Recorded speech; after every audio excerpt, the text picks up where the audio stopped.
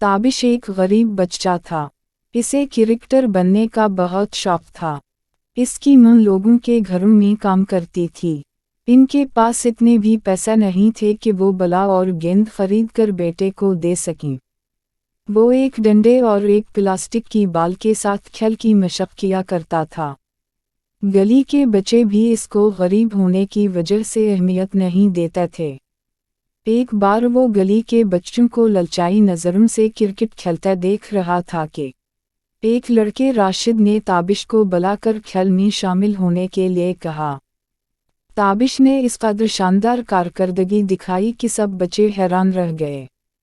एक ऐसा बच्चा जिसके पास गेंद बल्ला तक नहीं है, इतना अच्छा खेल सकता है। इस रोज़ के बाद वो ताबिश को रोज़ाना खेल में शरीक करने लगे। हर कोई चाहता कि ताबिश इसकी टीम में शामिल हो, लेकिन ताबिश हमेशा राशिद के साथ ही शामिल होता, जिसने इसे पहली बार मौका दिया था। राशिद के स्कूल में शहर के तमाम बड़े स्कूलों की टीमों के दरमियान खेल के मुकाबले हो रहे थे। राशिद ने अपने प्रिंसिपल को कायल करके जीत का यकीन दिलाकर ताबिश को टीम में शामिल करवा लिया। ताबिश को टीम में शामिल करने से इनके स्कूल की टीम फाइनल में पहुंच गई। तमाम मुकाबलों में ताबिश ने शानदार कारकर्दगी दिखाई थी। मुकाबले में भी ताबिश की सलाहियत ने टीम को कामयाबी से हमकिनार कराया, जिससे ताबिश की शोहरत में मज़ीद इजाफा हो गया। टेलीविज़न ने भी इसके खेल को उजागर किया।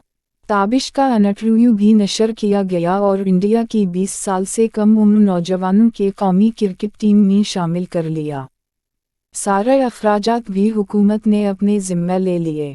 यूं ताबिश की सच्ची लगन और मेहनत ने इसे इंतहाई बुलंदी तक पहुंचा दिया। ताबिश ने अपनी ज़िंदगी के पहले बैन-अल-अक़वामी खेल में भी सलाहियत का मुज़ाहरा किया। इसने अपने हर इंटरव्यू में राशिद का नाम लिया और अपनी तमाम कामयाबियों का सेहरा राशिद के सर बांधा, जिसने इसे पहली बार मौका दिया था और फिर अपने स्कूल की टीम में शामिल करवाया था। इसने कहा, हमारे मुआशरे को राशिद जैसे लोगों की ज़रूरत है, जो किसी के लिए उम्मीद की किरण बने।